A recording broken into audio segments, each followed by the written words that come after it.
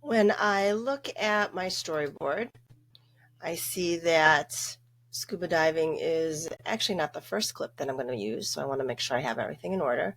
So we're going to start with our light rays video. So let's put that in. So in my bin here, I look for light rays and then I double click on it.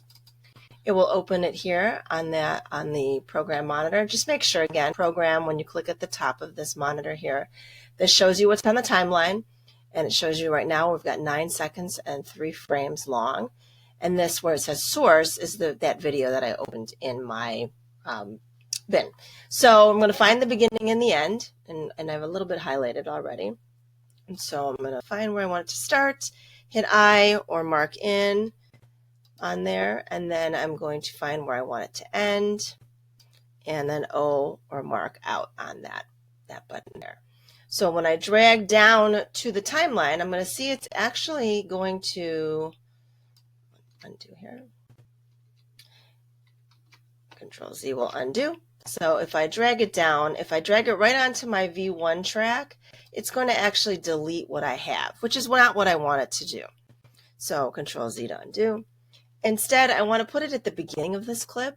And so to do that, if I hold down the control button on the keyboard and then move it down to the beginning of it, you're going to see it moves everything else behind it. And so it doesn't delete. It's what we call an insert edit. And so it inserted it in there. It has no audio, so that's why it's missing an audio track down there.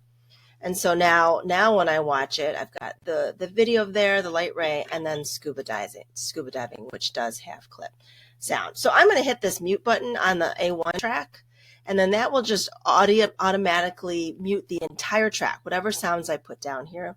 And you know that works because when you hit play, nothing shows up on the volume unit.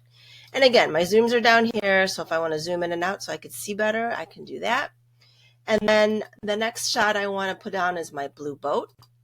So double click blue boat in the bin. It opens it up here.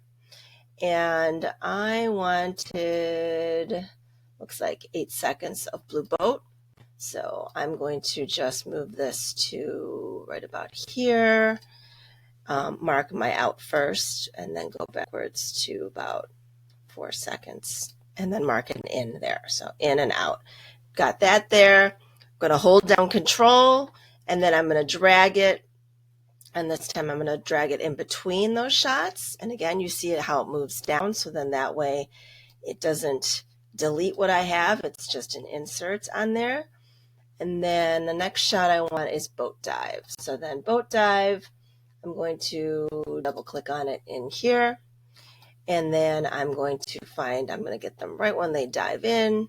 So I move my scrubber, the blue cursor here, I for in, or this button, find when they're in there, and I'm going to go over here and O for out. So then I move it down to the timeline by holding control again and dragging it in between those shots like that. Oh, it didn't work. Control Z. So hold down control and drag in between. All right, so that's good. That's exactly what I wanted it to do. So on our storyboard, it says I need to white balance the blue boat. So white balance means that the white is not exactly the way it should be when they filmed it. If you white balance your camera correctly, remember it'll capture white correctly, but they didn't do it right, or the light changed because the sun moved in and out of clouds. So we're going to fix it in post here.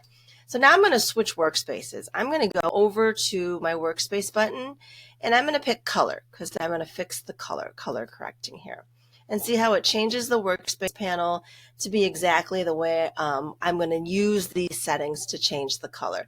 Now, if in the case that something's wrong and the windows are too small or the windows are too big, Alt Shift 0 on the keyboard can be used all the time to reset your color so that it is your workspace, so that it is set up the way it should be, like in this case.